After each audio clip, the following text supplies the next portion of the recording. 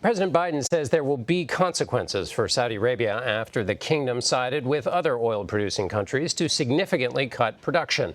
Less oil on the market means the cost of a barrel goes up. Oil prices inevitably trickle down to gas prices, and that cost is rising again after falling from highs this summer. According to AAA, the national average for a gallon of regular was $3.92 on Wednesday. That's up 9 cents from a week ago. The Biden administration called the move by OPEC to reduce oil output by 2 million barrels a day short-sighted and said it directly benefits Russia and Vladimir Putin. In an interview with CNN, President Biden confirmed the U.S. will reevaluate its relationship with Saudi Arabia. Do you think it's time for the U.S. to rethink its relationship with Saudi Arabia? Yes, I am in the process when this House and Senate gets back. They're going to have to. There's going to be some consequences for what they've done with Russia. What kind of consequences? Menendez says suspend all arms sales. Is that something you'd consider? I'm not going to get into what I'd consider and what I have in mind, but there will be consequences. CBS News Chief White House correspondent Nancy Cordes joins us now. She's traveling with the president in Marina del Rey, California. Nancy, the president said in that interview he's not going to get into what the consequences might be, but what consequences might he be thinking about? Well, his national security advisor, Jake Sullivan, did say today that they are taking a hard look at the possibility of freezing arms sales, but he said they're looking at all of the options on the table. So he wouldn't tip his hand other than to say that they are indeed considering that option. Other options being floated include pulling all U.S. troops out of Saudi Arabia. That's something that Bernie Sanders suggested, senator from Vermont. Democrats are furious, and they are pushing the president to get more specific, more quickly about what it is he is willing to do.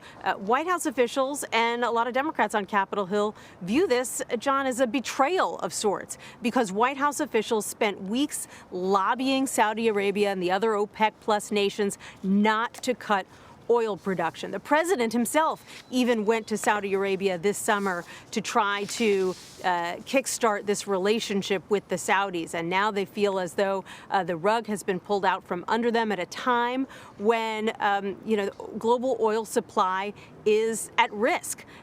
They think that this is going to help Russia, that it is going to boost Russian oil revenue at a key time. And so that's why you've got the president making these very vague threats, saying there's going to be some kind of consequence. The problem is that all of these consequences have some downsides for the U.S. as well.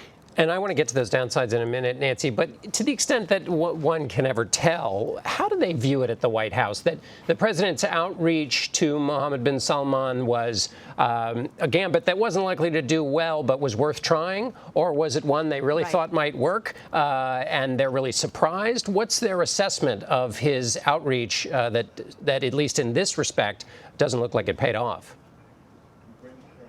You know, they always argued that the president's decision to visit Saudi Arabia was not going to involve a direct push for the Saudis to pump more oil. I have to say that was an argument that didn't gain a lot of traction among the press. Most reporters assumed that the president wouldn't be making a trip like that, particularly at this time in the midst of Russia's invasion of Ukraine, if he didn't want to try to ensure that some of the largest oil-producing nations might boost supply if necessary.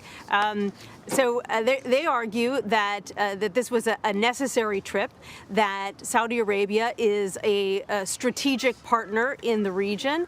In fact, some might argue the second most strategic partner in the Middle East after Israel, because the Red Sea is protected in large part by Saudi Arabia. Half of the world's oil travels through the Red Sea. And so this is an important geopolitical partner when it comes to countering Iran, when it comes to counterterrorism.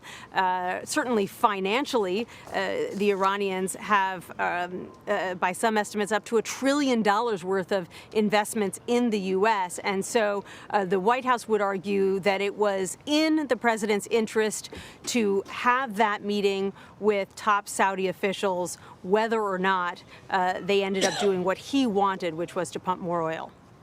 All right. Well, Nancy, you explained already what was the next question, which is what constrains him from going too far. So Nancy Cordes for us out there with the president. Thanks so much, Nancy.